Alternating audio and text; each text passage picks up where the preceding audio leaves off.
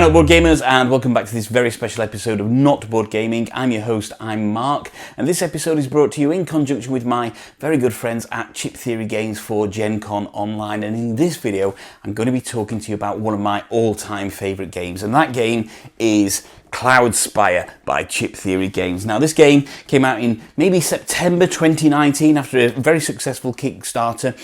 So backers started receiving it in September 2019 to huge critical acclaim. And what is Cloudspire? Cloudspire is a tower defense MOBA inspired game, so something similar to along the lines of the PC classics like League of Legends and Dota. And in this game, which is hugely asymmetrical, you will either play in a PvP scenario against other people, or there are full solo and cooperative campaigns that you can play in the game, and you will battle things out on this wonderful map, building towers, trying to become the last person standing on there as you defeat your enemy's fortresses. So the base game of Cloudspire gives you access to 4 factions, and those factions are the Brawnen, the Heirs, the Grove Tenders, and the Nerora. However, at the time, Chip Theory Games also released a 5th faction, which is these underground dwellers called the Greege. Now, each faction is wildly asymmetrical. The fortresses that each one has a number of upgrade abilities that completely change the play of the game, and each faction chip upgrades in a different way. It gives you access to different powers. So depending on who you're playing as and who you're fighting against, you will have a wildly different experience each and every time. The fully modular map is made up of these fantastically printed die-cut neoprene map tiles, and they are an absolute joy to lay out on the table. You can see the colours are really vibrant on there, and the play experience as you slide your chips around the board is again second to none. It's become kind of this benchmark of quality that Chip Theory Games are known for. And speaking of the chips themselves, there are a lot of chips because there are 4 factions, 5 factions, and more factions coming as well. And each of the chips, as you can see, is this wonderful kind of weighted chip with a fantastic print on there, and it's double-sided because you can upgrade your factions as you go along. The feeling that you get as you slide these chips around the board, making tactical and strategic decisions, is second to none. As each faction operates differently, each faction comes with its own high-quality printed reference sheet, and this will give you details and a bit of background information on each faction, how they play, how you upgrade them, and what the maximum upgrade abilities can be. And these become an absolute source of life as you play the game, as you're trying to work out the best strategies to either beat the solo or cooperative campaign, or beat your other players in the fully asymmetrical PvP game.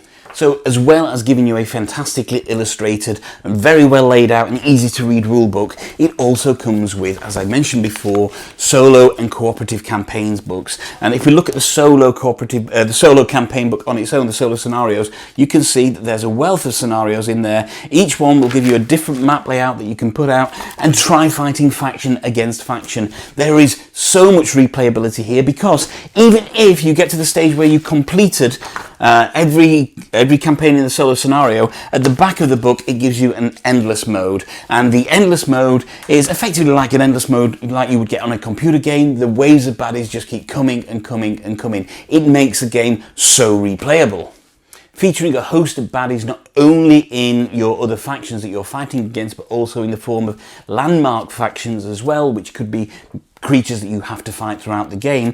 It also features a number of cards, including these relic cards, which will give you certain special items as and when you uncover them. And also for the multiplayer game, there are event cards, which change the scope of the game each and every wave.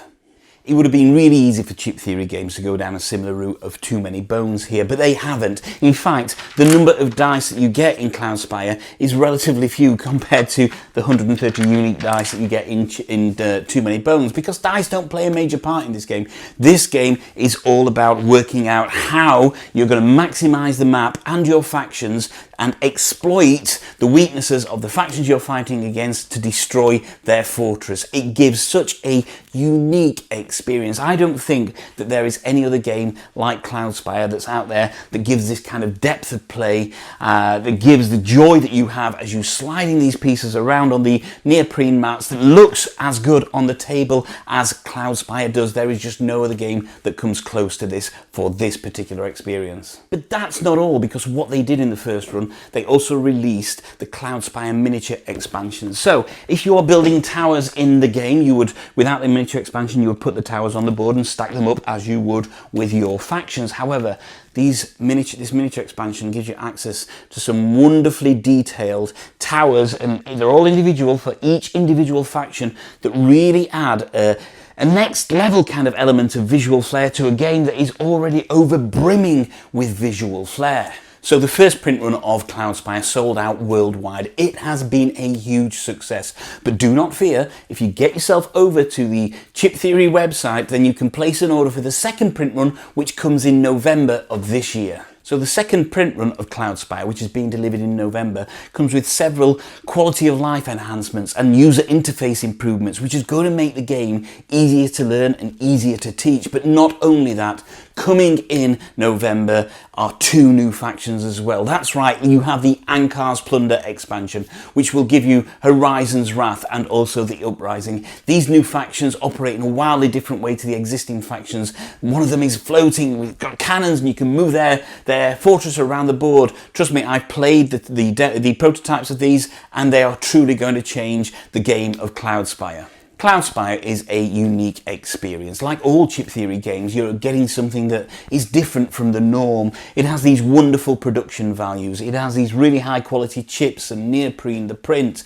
But more than that, the gameplay is utterly outstanding. It's totally immersive.